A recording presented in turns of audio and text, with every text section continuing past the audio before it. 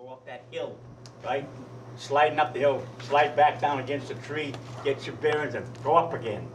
It took us 5.5 hours to get the stuff up the hill that day. Burbank, there was a guy named Burbank, I think he was a counselor, wasn't he? Ralph Burbank. Ralph Burbank, he was my unit leader, I was assistant. I was everything else too. Them were the days. We spent most of the day clearing brush, and then from 2:30 to 5 o'clock was campcraft and swimming. But the rest of the day was cleaning brush and hauling it out to an area where they could haul it out of here. Boss should be here. He's got more than, he remembers more than I do. So what was actually built out here at that point? Just was the admin building up at that No. point? No. That building wasn't put up until after the 21 Club. Okay. 21 Club was a schoolhouse on the head of the road in Westport, Mm-hmm. right? It was up on a hill. They dismantled it, they put it on one of Lorange's trailers and brought it in piece by piece. And they put it up piece by piece. Then the next thing that was put up was the Quonset hut. Okay. And then after that come the Phillips house. And then they did away with the bloody tent for the mess hall, built the mess hall. The mess hall was, I think I actually know when that was, 52, I think? Yeah. 50. I was here 51, I was there. It was in 50? Okay. That was here in 51? Yeah, that's my first year. That first year of summer camp, what was the program like? What did they do? The first year, 46? Yeah. No program. You were told to get your stuff out of the area to a spot where they picked it up, brush. Most of the day was clearing, and then there was only about 3 or 4 hours where they had actual camp. Swimming and sharpen your axes the next morning. Right? What was the cost of camp, do you remember? Who? The cost of camp, how much did you have to pay? Very cheap. Very cheap, about $6 or $5 That's around what there. Roland's letter said. Well, 53, 54 is like $16. Yeah, it was very, very. 354. In fact, most of the kids were in here, were here. Some of them were in here for nothing. Did it work? They didn't turn anybody away. Never turned anybody away that year. 1968, it was $25. Yeah. As inflation. Yeah, I paid $8.50. Yeah, 1950 was $14. $14 is right. $14 a week. $14. 1950. How long was the season that first year? What was it? How many weeks? Yes. 6 or 8 weeks. What we did. I think it was at least 5 weeks. 5 or 6. Didn't go all summer. That part of my minutes of all the meetings at the Camping Activities Board, it went down to New Jersey, and I never got them back. That's why we're missing a lot of them. Mm-hmm. I've got 2 books like that full of in minutes of Camping Activities meeting, and he got some of them, but the rest went to New Jersey with one of our executives. And I called him, and he said couldn't find them.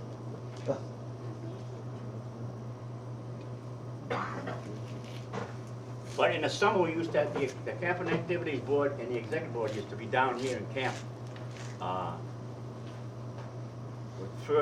Second week and the last week of camp, they had the Executive Board meeting here. And the Camp Activities was twice in June and twice in July. And whatever thing was coming up to build, that's when they okayed it. We had guys like Mr. Lorange. Mr. Lorange used to do a lot of stuff down here. In fact, the state come in, they put a small road in here, and Mr. Lorange came down with 2 big cats one Saturday and made the big road. Did you hear that day? No. I know your father was here. He was CNA chairman. Yeah.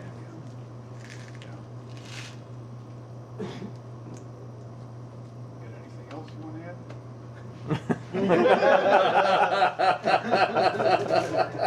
Your turn. I got many a sore fingers from hammering for tent platforms and that stuff. In them days, nothing was electricity down here. There was no electricity in 46 and 47.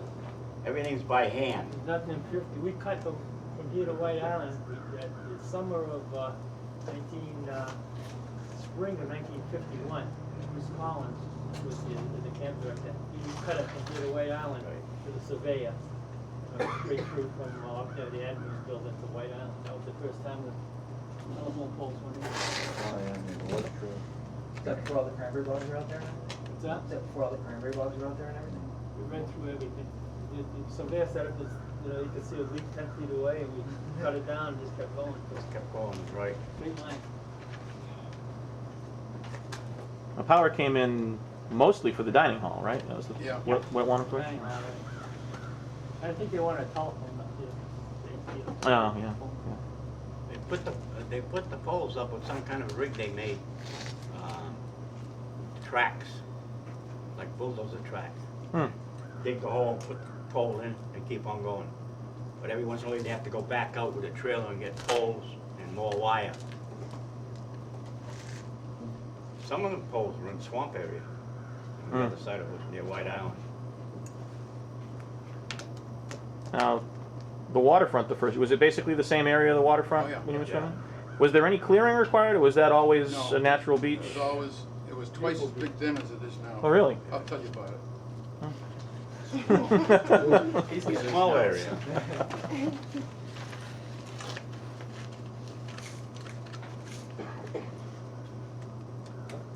All we put up the first year there was no floats, nothing. We just put a buoy out with little round wooden things for swimming area. Hmm.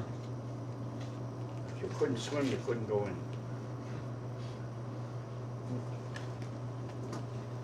Going across the lake to that first unit that was up there, mess hall.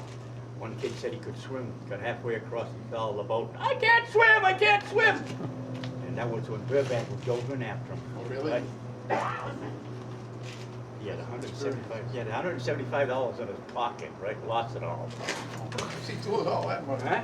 He brought it down. He brought it down because he was planning on going into onset on the weekend.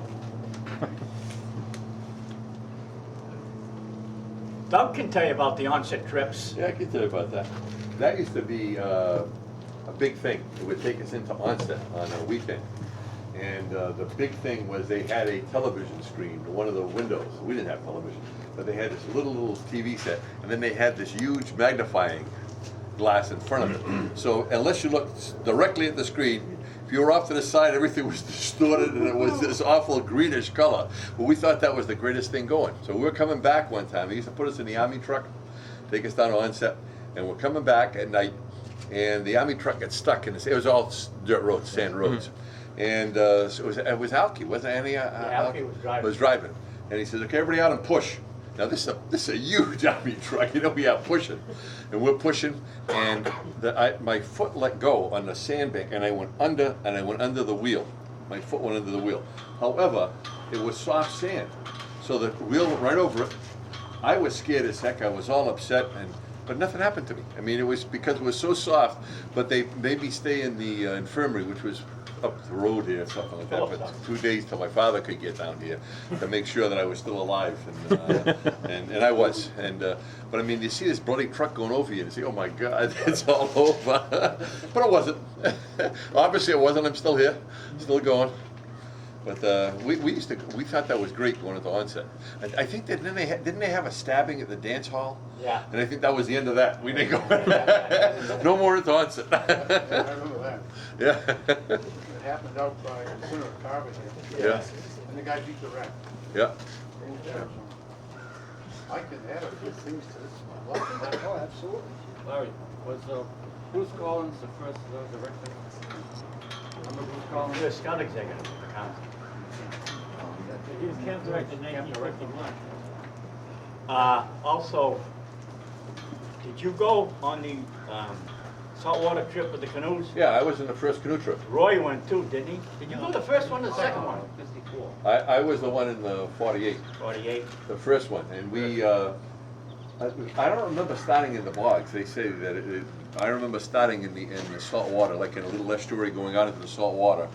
And we, Tavares was with it, Tavares was with us. And we went down and we camped overnight in West Island.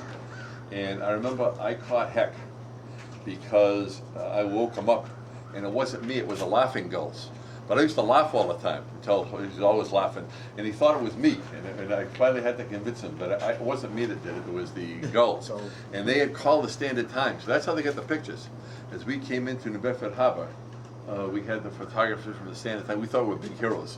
You know, Conch heroes, we came like, I don't know, 10 miles or something like that, with all big heroes in the canoe coming into New Bedford Harbor, and that was fun, that was a real fun thing. We enjoyed it. And when you went, it was rough, wasn't it? Oh, yeah. Yeah, John. So we had rules, it wasn't rough, we had rules. Yeah. I was the guy that got sick. You got seasick. He gets seasick in a car for crying out loud. We had to try to put canoes together for a while, so water, if they would've went. There's only 2 trips out of here on the saltwater. Yep. Your trip and his trip. We used to go to Wareham and then back. Back, yeah. A year later, me and Tom Gorka, we went on the second one, 54, but we were planning on taking a whaleboat to Nantucket for about 6 of us. But that got pretty far down the road, and all of a sudden, the Coast Guard found out about it, that was the end of it. Well, maybe I can make a few comments at this point. Sure. Knowing I got a short memory, I made some notes. That's great. But Eddie Tavares called me a week ago and told me that if I'm coming, which I said I was, make a few comments about the early years.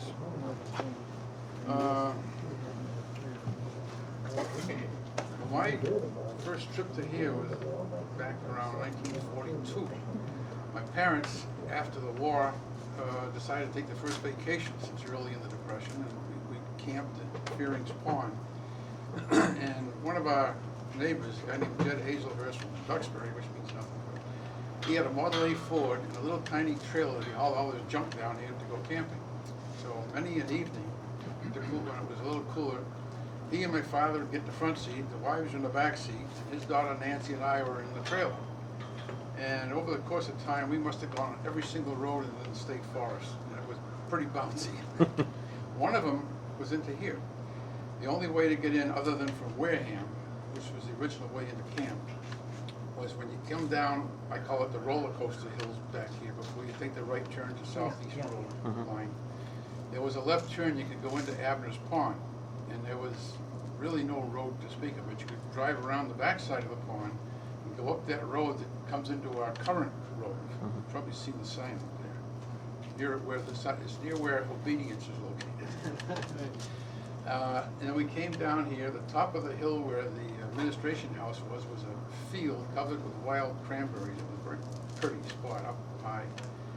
But we came through here, went out this side down here to Little Long Pond, whatever it is, and a lot of other places. And his Model A Ford. But that was the old road in. It was from Wareham, and I remember it being full of hairpin turns, and half the time you get lost trying to get in here. But I used to come in with Les Robinson, who was a teacher from Dartmouth, and that's the way we came in. He used to meet me in New Bedford and a couple of other counselors, and we'd come in and go home with him at the end of the week. Then this thing happened with Steinway. I remember what I was told. It's a little bit different than what Roland and Alt said, but there were 2 of them. There were 2 Steinway brothers who were in their 90s, and they wanted to get rid of this property. They didn't want it to go to a developer, and then through the state forest people here. By the way, the name of that leader of the Miles Standish State Forest, the director, which Roland couldn't remember, he was Dan Potter. Right.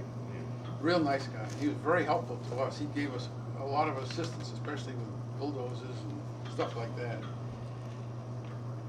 Steinway offered us this property for $12,000, as you read, and we, of course, the council had no money at that time, so it meant we had to put on a capital fund drive, which hadn't been done for I don't know if ever.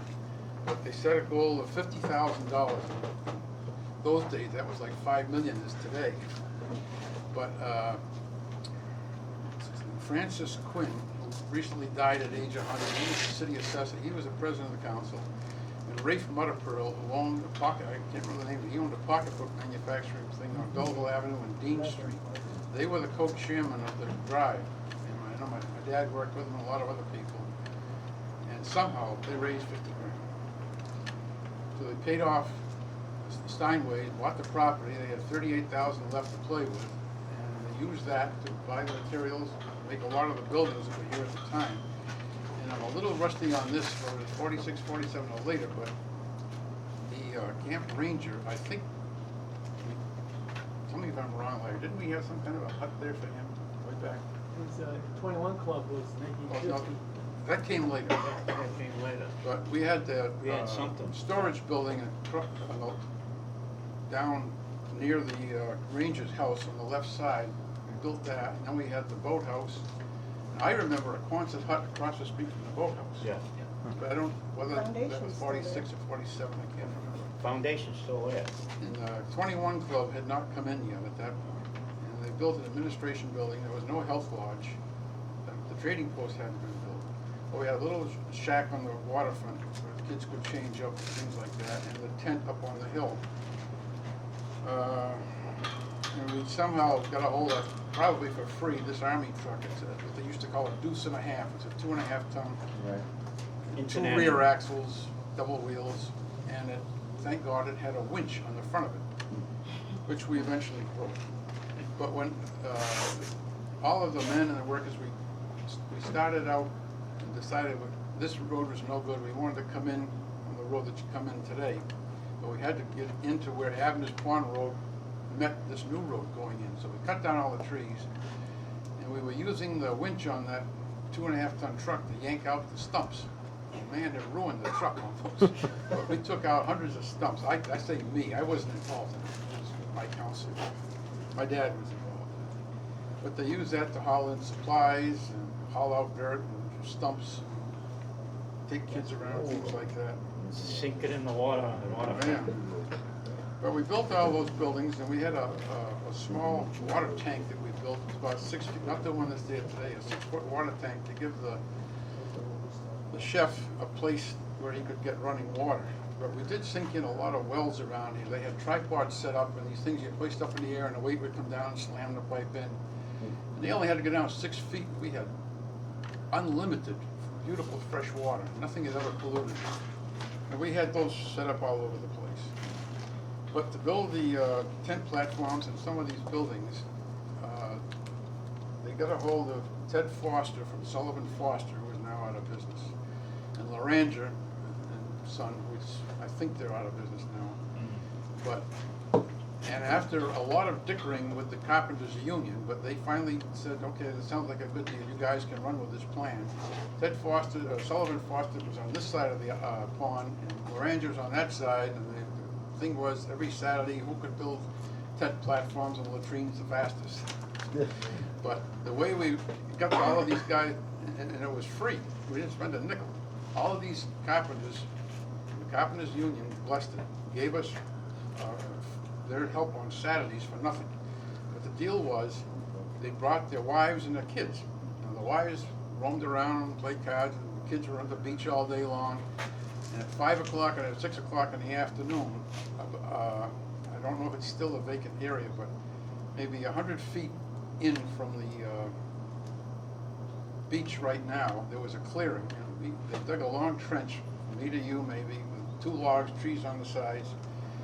And we put grills on there after the fire had been going like crazy, and everybody had a steak cookout. And the wives and the men and the kids, they loved that. It cost us just for the food, and we had all of this stuff put up.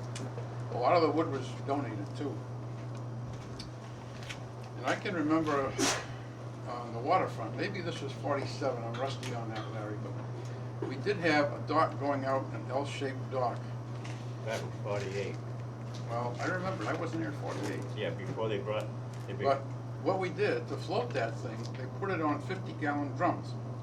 And Chet Hathaway, who owned Hathaway Machinery Company in Fairhaven, which is still there, under a different name on the waterfront, donated all of these unused, clean 50-gallon drums, which were sealed, and we put those as flotation under the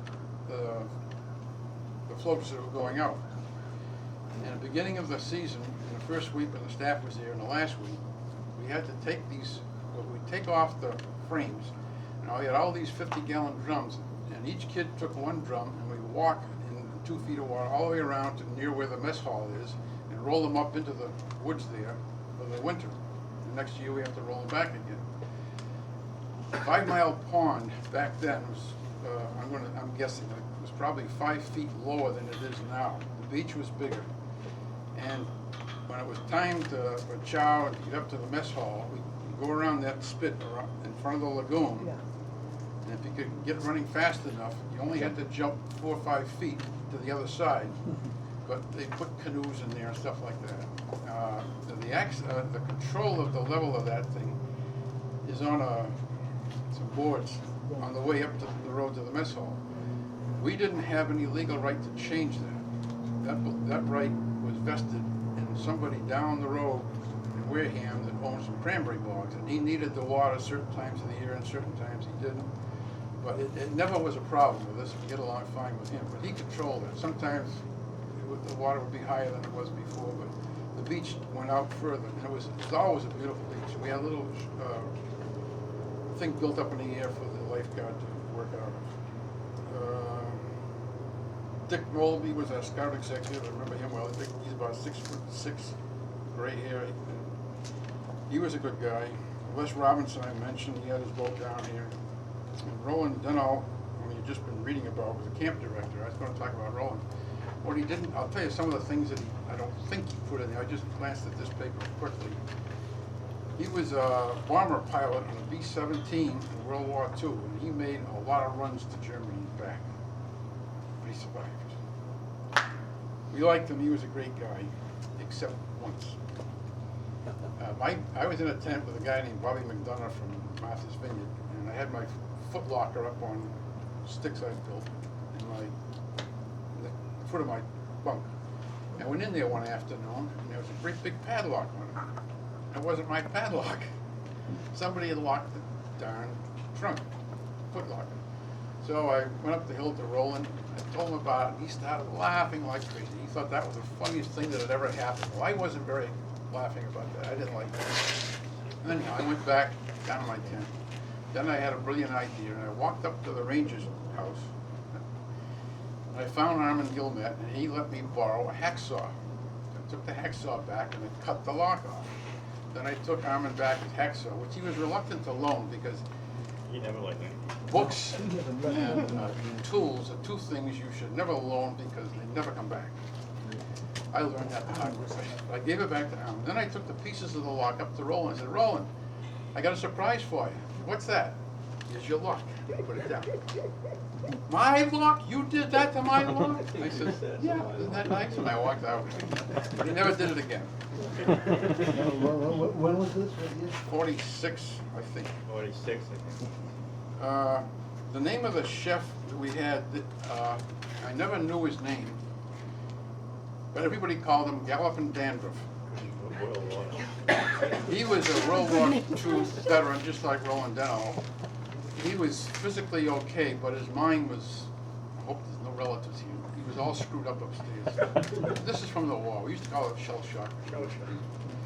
But he came in on it, and he had a 38-39 Ford.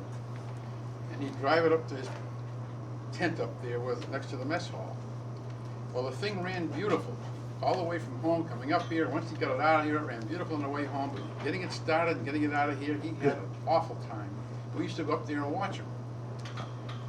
Well, he'd start it up and it would stall. Start it and it stall. Then he'd get going, he'd erase the engine like crazy and start to go and it would die. And then eventually, it backfired. And one heck of a bang. Then he could take off and go in the car and run forward. We laughed like crazy. And what had happened? The bang was really not a true backfire. It was a potato on his exhaust pipe flying up. Seriously, he never knew what it, to this day. To jump ahead a few years to May of '64 was when we had the fire here. The wind was coming out of the west, I guess it is over there. And it wasn't blowing that hard, but it came down on Camp Cachalot, and it split, went around the pond. And as it went around the pond, we were lucky because it didn't jump the road to the side of the road near the water side. It stayed on the outside. Well, all these trees you see in here are original forest that were here way back then. Everything beyond here, the fire reconnected down here and then it went on to a Plymouth. But it wiped out the area. It was a horrible thing to see. Everything you could see for a mile sometimes, just black stubs and burns, smoke and stuff like that. And the water directors had a long second thought. They were debating whether at this point it was, you can't camp in the middle of that stuff. They wanted to sell the camp and get rid of it and go somewhere else. Well, they hemmed and hawed and hemmed and hawed. Finally they decided trees, if we can hang on long enough, will grow back. Even if, and planting some would help too. So they made, thank God, the decision not to sell the camp, to keep it and struggle through and hope that we get the thing back going again. So following that, the kids that came down here and the volunteers and the staff, they planted thousands of trees, mostly these pitch pines for the most part, because we know they grow in the sand here. And sure enough, within 4, 5, 10 years, we had trees 6 feet high, and then we went from there. But we put on a fund drive in '65 and '66, and I can't tell you how much money we looked for or what we came up with. I just don't remember it. But we spent the money to buy, to build, replace some of the things that burned down, like the boathouse, mess hall, and a lot of other stuff. And all of our buildings that were on the exposed to the fire burned down, and we had to rebuild them. But they did, and the chapel too. That was my sister and I who took care of that. And Ed asked me if I knew who the counselors were back in '46. And I don't have any written records of it, but from memory I came up with 10. Larry can correct me or add to it, please.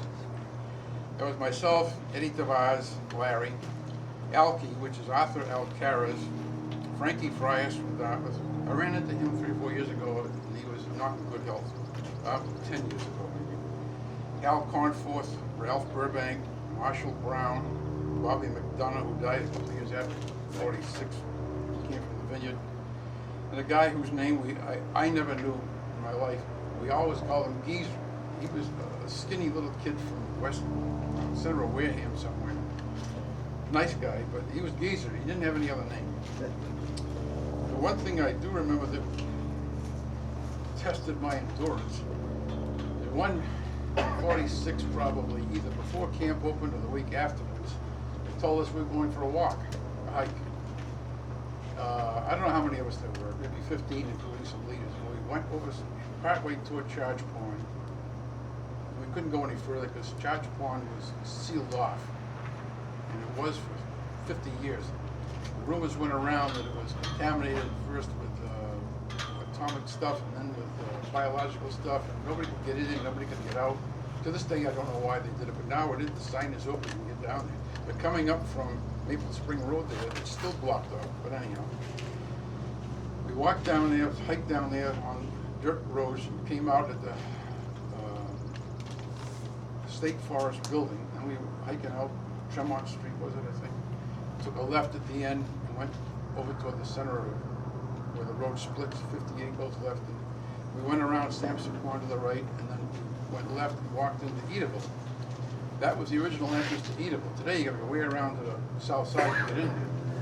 But Ellis D. Atwood, who owned and built Edaville, the name comes from his initials, by the way, EDA, Ellis D. Atwood, Edaville. He gave us a speech all about Edaville and everything like that. Then he gave us a tour of the whole place. Then he stuck us all on the train. We went out on the ride through the bogs, which you guys and gals have probably done sometime or other. We came back, and then he had a huge picnic buffet for everybody. But at this point, most of us were half dead from it. I don't know how many miles it is out there. It was a hot day, and we were in awful shape. But then, right after that, we saw the most beautiful sight in the world. The 2.5-ton truck showed up and gave us a ride back. I don't think I could have made it back.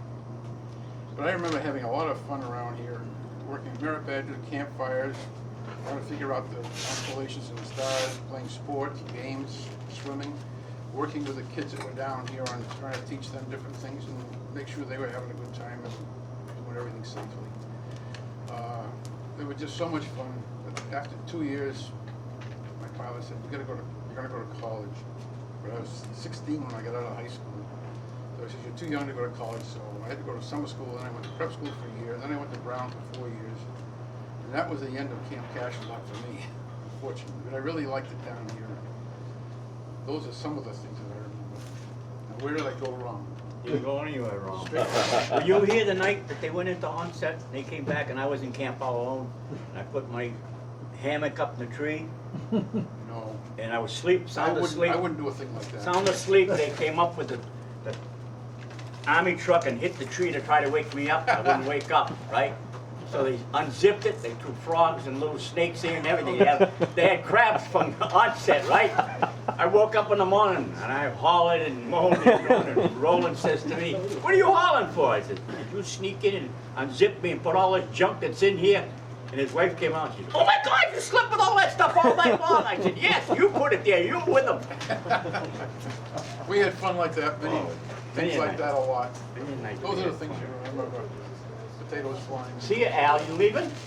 Yeah, I gotta get going. Oh, Goodbye, I Al. enjoyed it very much. nice seeing you. See you guys. Seeing you.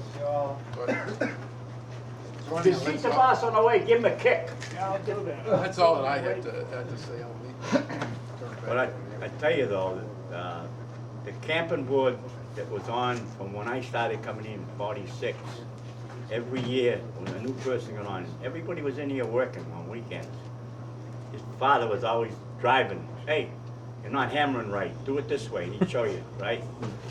But, I mean, and you had, what was his name from Paulding's? Oh, the 8-foot tall guy. Oh, yeah.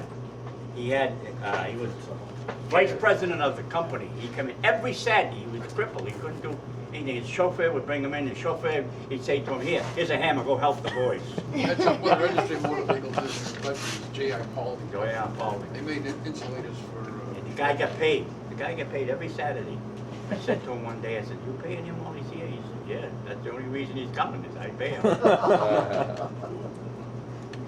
But you had men like Laranja paid some of his men to come down. Yeah.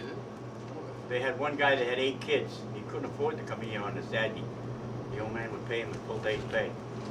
Most of them were here for free. Yeah.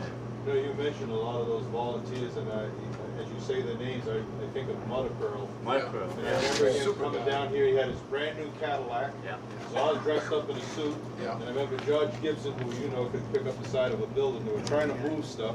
He backs his brand new Cadillac up. They're hooking on ropes and yanking all the stuff out of the woods with his new Cadillac all day long. He didn't give a damn whether you wrecked it or not. I He mean, was a great anything guy. for the kids, you know? There were a lot of people like that. The last summer before I went into service, I quit my job as grave digger at Sacred Heart Cemetery. Came down here, You spent didn't fall in? the first 2 weeks of camp, and then I had to leave. Mr. Mutterfield, they came down, the exec board came down, and they presented me with a check for $300. All the members of the board gave. You were overpaid. Right, I spent it down at Fort Dix. I was here too. Well, what's next on the agenda? Hey, let's look back. That was very good. Thank you. Thank you, guys. Here comes, Is this Ed now? this is the deadbeat now. AWOL again. Basically, what's next on the list? Is someone going to start me off? 1946, the first camp. How many 1946, kids were? a week or two before camp opened, my outfit, and at that time there was a senior scout group called the Senior Scout Outfit, which could have Sea Scouts, Air Scouts, and Explorer Scouts in it.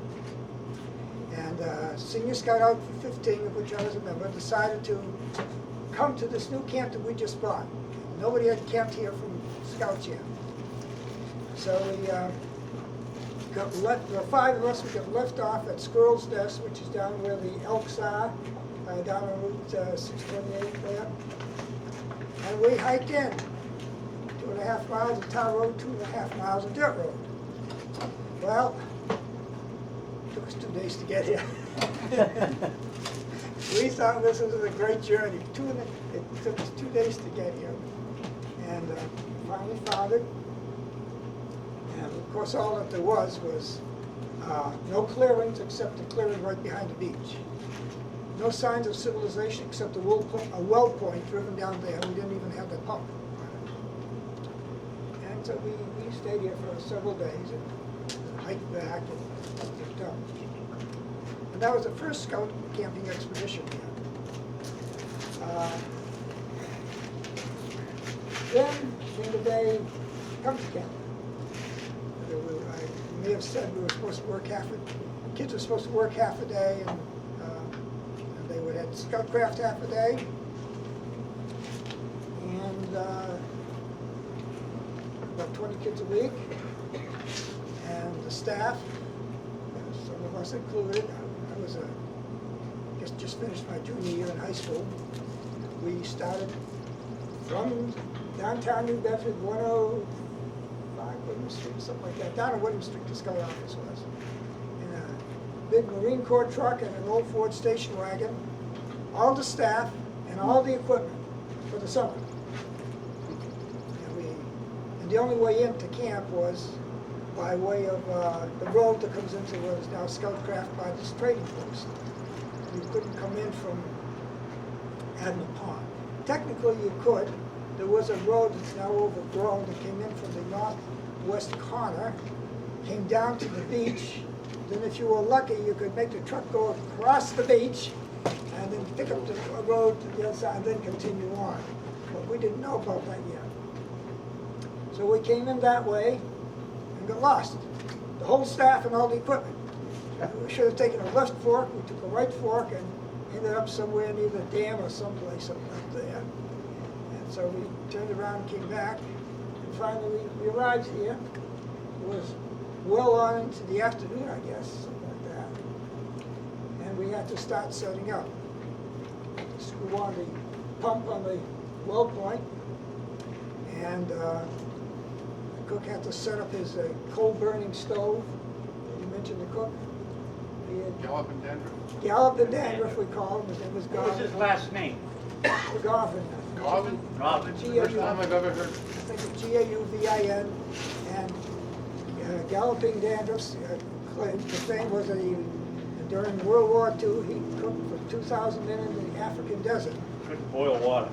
Took him 2.5 days to bake beans in Camp Cachalot. He took his first day off at the same time that a big murder was reported down in Onset, the Ruth McGurk murder. I don't know if they ever solved that one, but he never came back. Huh? You beat the rap. He never came back. We always said maybe it was him. He never came back to his day off. And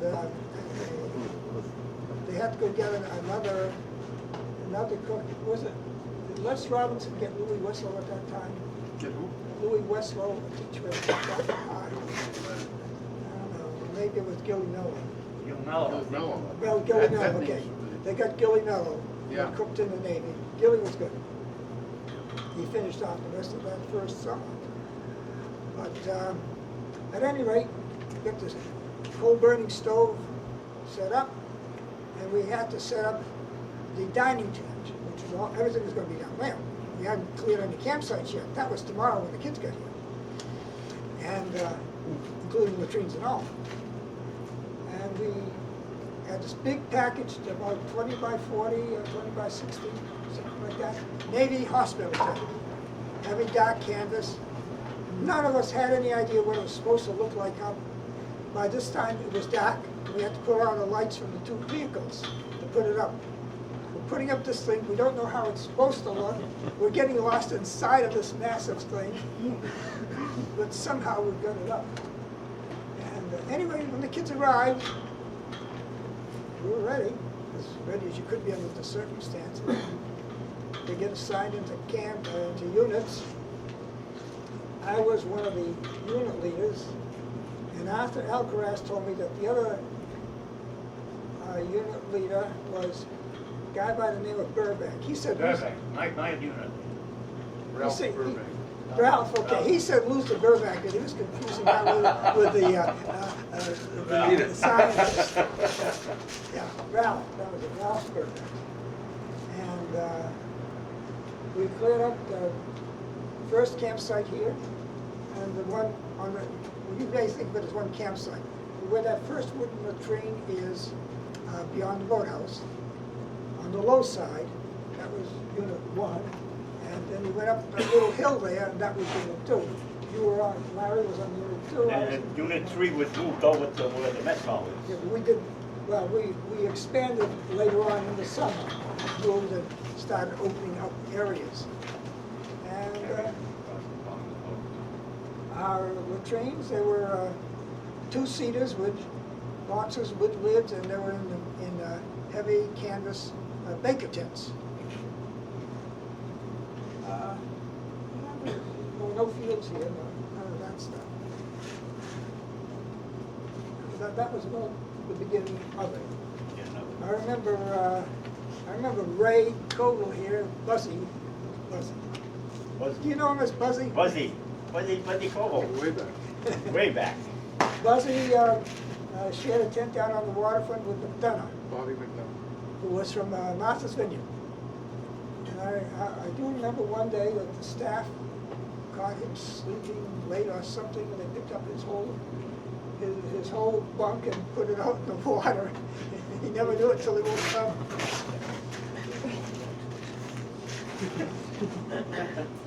Sometimes the kids had gone to bed, some of the staff would play strip poker.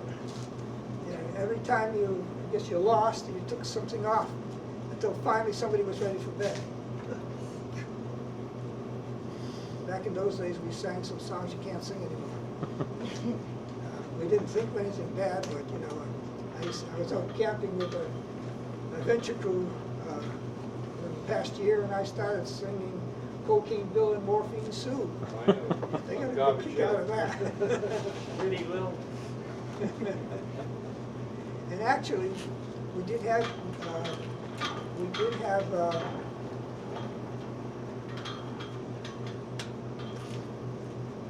weed, that's what we call it. Marijuana? Marijuana in camp, because there was a kid from Acushnet, some Acushnet troop, and he had asthma. And the doctor had made him keep these cigarettes with him, so if he felt the attack coming on, he had to smoke these things. And God, we didn't want to get near that kid. He smelled awful. We felt so sorry for that kid. But he was happy. Yeah.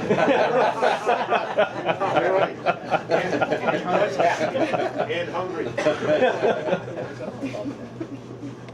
Forget about that? Yeah. I don't know what to, I think it was from Leon Pepin Street, 51.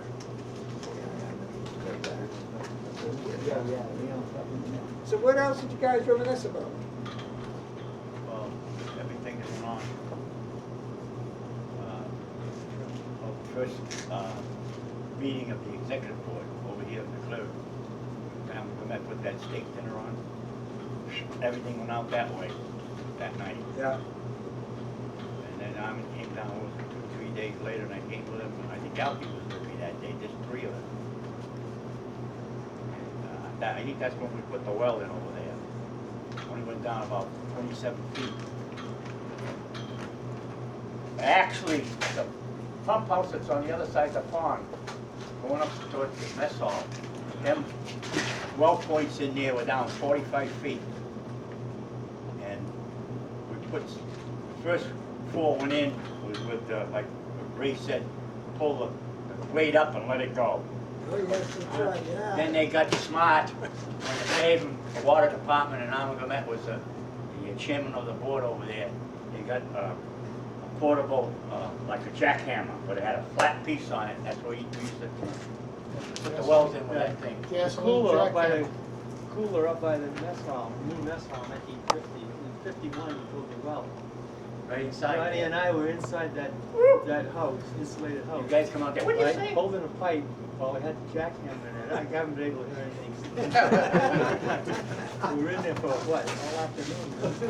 We filled that well right inside that cooler. Yeah. That cooler was quite an attraction too. Yeah. I always wanted to know, who was Tom Cullen? Tom Cullen was, when I was a Cub Scout, dropped out for a couple of years. In 1943 in June, I joined Boy Scouts again, as a Boy Scout. And Tom Cullen was a then Scout executive. He was a big, heavy man. He was originally from Connecticut, I believe. And he was a Scout executive at the time, which is I remember he was a Scout executive at the time that the uniform went from breeches to long pants. And also from overseas hat to the optional, from the broad brimmed hat to the optional overseas hat. So that would have put it around 1944. I remember him very well. He was the Scout executive. We had our council camporee at Buttonwood Park in 44. If you've seen the patch, it's blue and yellow. You've probably seen it somewhere here. But he loved to sing. He lead everybody in song and things like that. He had a great personality. Everybody loved Tom. Who didn't love Tom? You were Right. dead. Well, he passed away unexpectedly, right? Yes. He was about 5'7", probably weighed pushing 300. Yeah. Big, big man. Because I know. This bill wasn't all that back. There wasn't any field. Yeah, that's Back in the 50s, when I was. There was a field, yeah. It was a small. Later on. Originally, there was no field. Yeah. There was no clearance. Oh, yeah. Hey, did you run the canoe trip to New Bedford from here in 48? Did I? Yes, you did. If you go on the website, you'll see a Yeah, newspaper I have- clipping 1949, I believe, and it shows all of us, not too clearly, but being greeted. We left, actually, we went to, the big barge as you're coming into the state forest. The Weeantic River starts someplace in there. And we launched from there and ended up at the Fairhaven Bridge. Most of it by sea. And I told him how you gave me heck for waking you up, and it wasn't me, it was the Laughing Gulls. And you That's kept right. blaming me. Yeah, we camped overnight on the way. Yeah. And we were crossing Sippacan Harbor in Marion. A big storm came up, and we were looking up at the waves, and now we made for the nearest shore. And we got to the shore, and there was thunder and lightning, and we huddled under our canoes. That dumb jerk, who actually coming ashore, he was the bow man in his canoe, and he jumped out of the canoe, but the waves were doing this kind of thing, and all of him didn't get out of the canoe. So he ended up in the water up to here with his rain gear on, laughing his fool head off. Then we're on the canoes, and since you were all wet, you didn't give a damn. He wandered down the beach, and he came back laughing, and he said, laughing, what are you laughing? Oh, you should see it, you should see it. So we all went down to see it, and I forget what he said it was. Oh, there was a rock. He said, it's that rock, it's crazy, it's cracked. And all of us got out of our shelter to go. Of course, wet alone.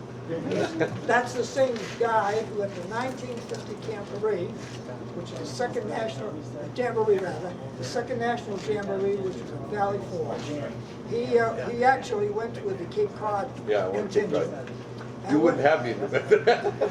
I was with you then. I know you were. Yeah. When he ran out of stuff to trade, he pulled up the wooden tin pegs that they had in the tents and replaced them with anything he could cut nearby, and he was exchanging these wooden tin pegs as genuine Cape Cod snakewood. But I got all kind of stuff. And these people were trading it. You had to be a genius, right? What do they know? A scout is trustworthy. Yeah. Yeah. We also told him about the night we went into onset and came back, and the truck got stuck and his leg went underneath the wheel. Yeah, we ran right over him and kept going. But fortunately, at that time, we were pushing the truck. The truck broke down. We, like idiots, pushed it all the way back. Finally started. Up this road. It finally started when we got to the top of the hill. That's right, yeah. Yeah, we used to have, Friday nights, we'd go into town. I don't know why, but I guess that was like. CTV, I was telling them, we used the TV in the front of that storefront there. Guy had right. one TV. We Yeah. didn't even know what TV was. That's right. Yeah, he's right, we didn't know what it was. That's when it started. Yeah. There was someone by sitting on the screen, They had a magnifying glass. I know about the hike to Edaville, remember that? Oh, yes, yeah. And about the potato we jammed on the tailpipe of Calvin Daniel's car and we got it revved up enough to blast it off. That's right. A few other good things. Do you remember Bruce Collins? Yeah. Bruce Collins was the first camp director was Roland Deneau. And he had been captain in the Air Force, got out, became we now call a district scout executive, field scout executive at the time. And he was the first camp director. Les Robinson, who taught at Dartmouth High School, was the waterfront director. Les had a great personality,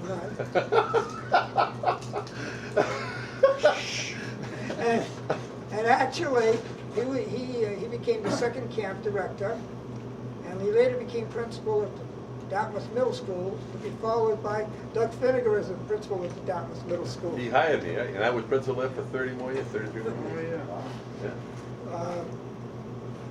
But His personality was never changed. nothing. Never It was changed. blank. That's how I remember. Completely blank, nothing.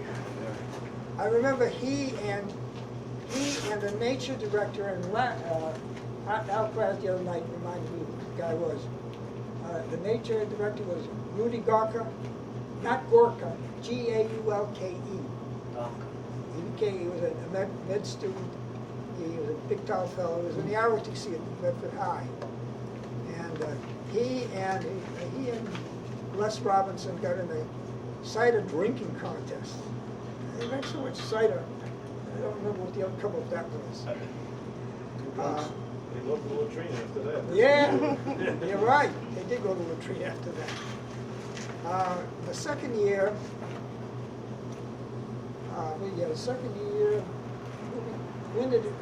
Robinson became the camp director. And Hal Conforth became the waterfront director. Yeah. Well, Roland Deneau is still affiliated with us. Still assistant director or something. Like that.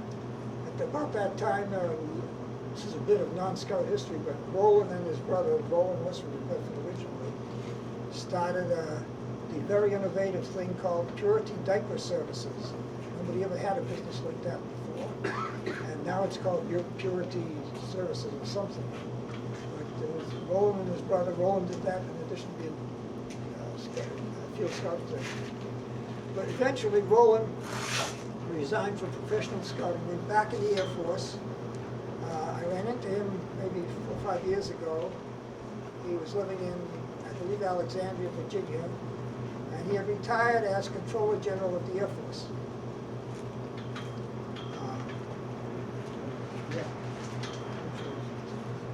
Quite a trip. What else back then?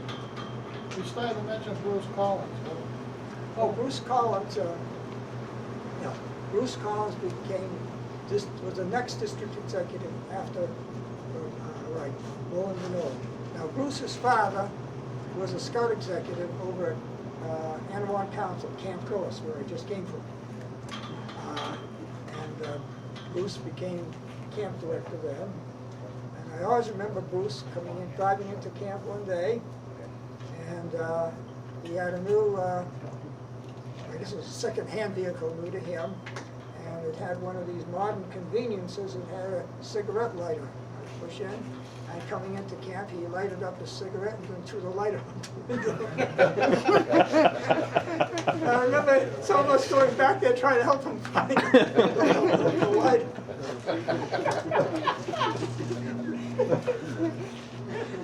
Funny the thing that When was the first year that he was director? Bruce. When was Bruce the director the first year? I'm guessing now. It wasn't the first, it wasn't the second. More like the Les Robinson was when I was here, so it had to be like in 1850 or 49, so it something. must be around 1950. Yeah. The 50 we cut, I remember with Bruce, we came down on the weekends in the spring and cut the first power line through from up here near the admin building to the White Okay. Island. And dragged the power, and they grabbed the wire straight for the guys. That's right, we cut the power line that was 50? Yeah, well, Bruce was here then, now it's Okay. 50. Yeah. Well, 50 or 51. I went to Jamboree in 50, 51 was my first year at camp, as a camper. But that spring, I think, is when they get us all up to 51. I've got a newspaper article about the opening of the dining hall out here that's got a small picture of Bruce. So I know he was camp director out here whatever year that opened. Okay. So then you said that was 50, We right? used to take field trips to Camp Knox with his father there in the truck. Yeah, And yeah, that's right. Do camping trips over there, like to exchange. Yeah, we did hike out there. The, When did we take the famous jaunts up to Camp Winden of mine? well, I'll just come to that. We are over in Camp Squanto. There was nothing there except for trails. And in the, my then girlfriend, now wife, she was working at Camp Winden in the Pines. My wife was a counselor there. Oh, yeah? I was a camper there. Then I'd walk back at night, No flashlights either. no flashlights. And I remember we were camping, some of us were living, okay, they were going to build Camp Squanto, I guess, about that time. Because they probably had purchased the property, but I don't think they had buildings. Because that road that goes off from the 21 Club up into the woods, Yeah. that was never intended as a road anyway. It was to go over by the, Missionary Hill. Missionary Hill Road. that was originally anticipated as a connecting link to what was then going to be Camp Squanto to bring the power in, because we had no power. That never materialized and just stayed there. But I know one night, my wife and a friend of hers came from Winden the Pines. No map reading, outdoor skills experience. She wasn't my wife, but no brains either. To find Camp Cachalot, 5 miles through the woods they'd never hiked through before. When she went there, my brother had taken her there by car. And they got lost. Actually, they came within a couple of 100 yards of our tents up that were pitched up on the hill, going up beyond the Quonset house, probably where the lean-tos are now. And we later determined they came within a few 100 yards, but they never knew. And they went back alone. They spotted a bear, she says, and they were very frightened. And they finally realized it was the headlights of two cars that were parked in the garage, and we were the reflection of it.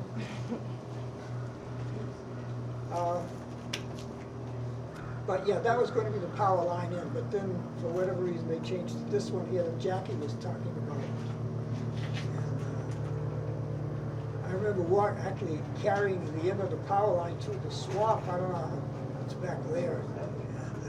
And none of the power line guys wanted to go in there. We did an awful lot of cutting. Oh boy, that's what a brush with what, other than that. Yeah, now, see, by the time we opened camp, wasn't your dad the camping chairman? He was CNA chairman. Yeah. I don't think he was when they actually purchased it the year before. Maybe not. I don't remember. Yeah, he was But he was camping. on the committee to raise the 50 grand. Yeah. And you know how much we paid for the camp. Yep. Yeah, his dad was the first camping chairman, and Dad later died, and he was followed by Alan Novick's dad, Joe Novick. Joe used to come down here regularly with his boat and his fishing gear, and he used to teach the Was kids. John Humphreys CNA? Who? John Humphreys, the big guy, was he He CNA? came later. He came later? He came after Joe. Okay. Yes. And we didn't have cell phones. Didn't have any phones. Yeah, We're Johnny. dead. Johnny Humphreys was the third camping activities chairman. That's right.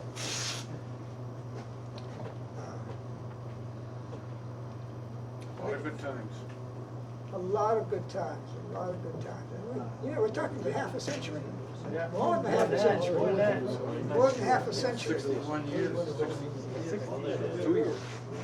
And you know, we've noticed, those of us who are on the executive committee, have noticed that people will feed in stories, usually to Dennis. Or sometimes one of us comes up with stuff, or somebody told us. And then you, oh yeah, the person was there and they reported, and somebody else says, oh no, I was there, that's not the way it was. And although I taught history quite a bit as a teaching career, I wonder how much of history that we learned is actually true, because in this small segment, in a span of 60 years, we've made mistakes. First-hand accounts. Yeah. This is kind of startling. Anyway, I was here, I was first 16 years out, I was out 2 years in the Navy, but I was here 14 of those 16 years. I started as a unit leader, not old enough typically to be a unit leader. I'm a junior in. Are there any other guys around this area now from staff in 46? Alki? Al, I spoke to Al, so did he. But he had a family commitment up his name. Yes, he's the one who gave me a few names. I don't know if Hal Conforth is around. He used to live on the Cape. Yeah, last time I saw him, he was on Hyannis. He was leading cruise groups out of, he was a certified cruise director. Oh, really? Yeah, he would take people on, I met him in the Providence Airport, taking a group of people. See, he got his start here because he was the leader, and I was the co-leader of that first trip that Doug was on from here to Marine Park. Yeah. It was his first cruise. Yep, that was it. That's how we get certified, that's the one, that's what we take someone. Oh, God, yes. I don't know, is he still around? Yeah, he just I said, think, well, I saw him a few years ago. Oh. Hopefully he is, he's a good guy. He's a good football player too from He was Pennsylvania. my coach in high school. Yeah. yeah, I Those think are it was the my, JVs, I think. I think it was my graduating. I walked into Hyannis. He tried to get me to, to go to, this is called Bates College Bates, up that's in right. Maine, but you talked me into Pittsburgh instead. Did I? Should've listened to him. Actually, my roommate, my sophomore year in college up at Fitchburg, which was then called Fitchburg State Teachers College. The freshman arrived, and I noticed this guy walk in with a scout pin in his lapel back when people wore jackets. I said, "Oh, you're in scouting?" He says, "Yeah, I'm from Fall River." I said, "Oh, you're going to be my roommate." He was my roommate for the next 3 years, and we're still friends. And I actually hired him one summer as assistant camp chef. But we got him down to an executive committee meeting one night. He was in town because he lives in Hamden, New Haven, but he has a couple of places in Westport. We got him down to an executive committee meeting one night, and we mentioned Camp Nokachoke, which is, he had been to Camp Nokachoke. Actually, he was the only Harney Award recipient I had ever met. He was an Eagle Scout, had the Harney Award for conservation. But we said something about the swimming pool, and he says, "What swimming pool?" He had been to Camp Nokachoke before they had a swimming pool. He was telling us how staff had to go down before the kids arrived and make a lot of turbulence in the water to clear the river so that they could go swimming.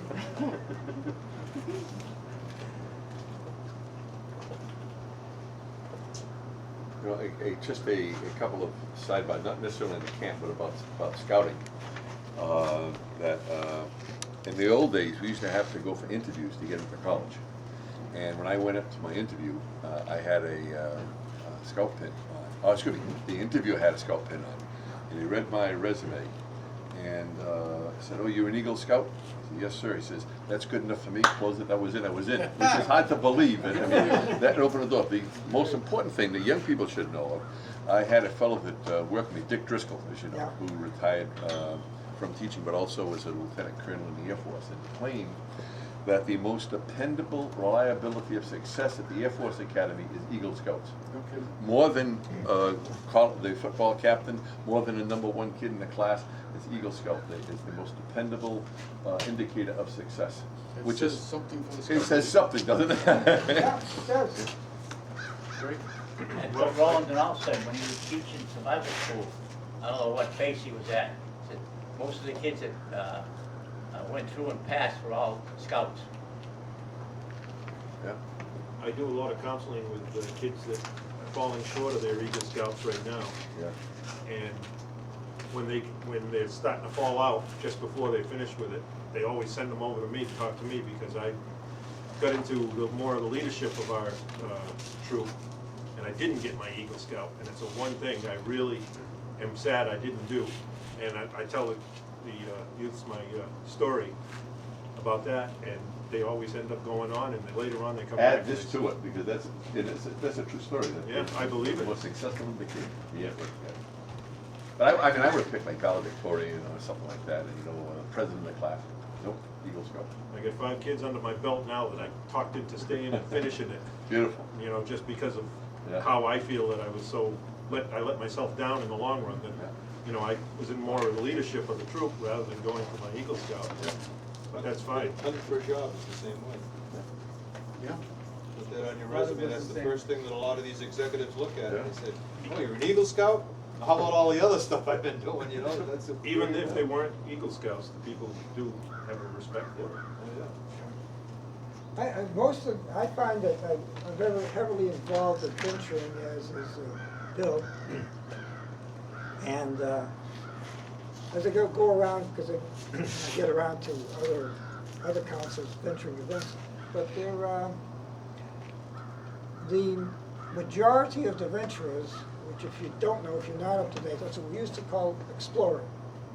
Let me give you, back up a little.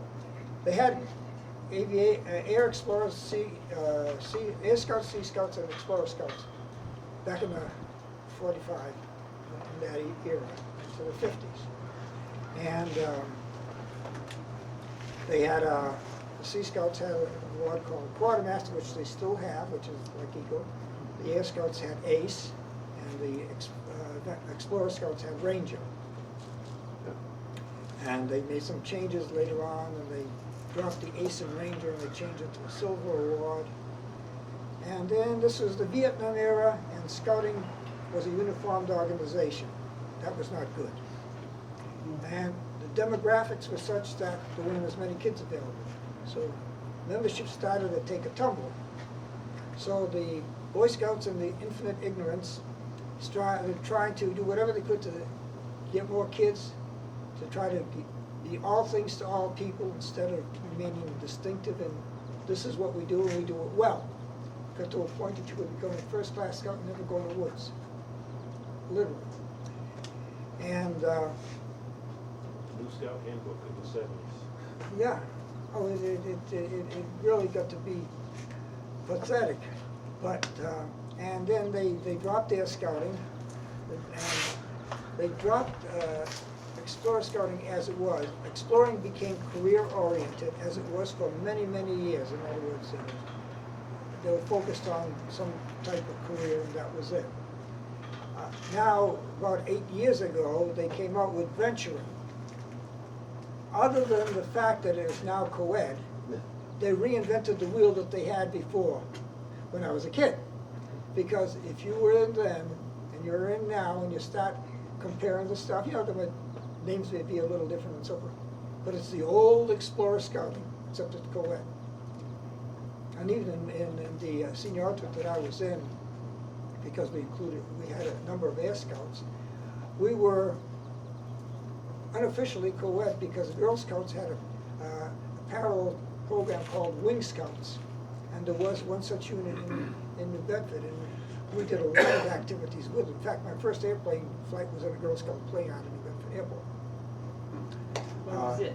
No, this is lately, right? No, this is back in 1948, maybe? 48. I missed all of that. Yeah. You were too young. Yeah, yeah. But the present venturing program is what they used to have before they dumbed it down. But most of the majority of the kids that we get in venturing, and most, not just in my own experience, but others, they are either, great majority are either also Boy Scouts, usually not former Boy Scouts, most of them still stay in Boy Scouting. Or, if they're girls, their brothers are in Boy Scouts, or their boyfriends in Boy Scouts. And that's how we get them. So it is really a transitional program, and it keeps them in scouting longer. Most of the boys that I think, maybe a couple of boys that we have, maybe only one, is not active in a scout troop. And actually, my crew has twice run a junior leaders training course for an affiliated Boy Scout troop, and the course director in both cases was a female, venturing. It was the Boy Scout course, but they ran it.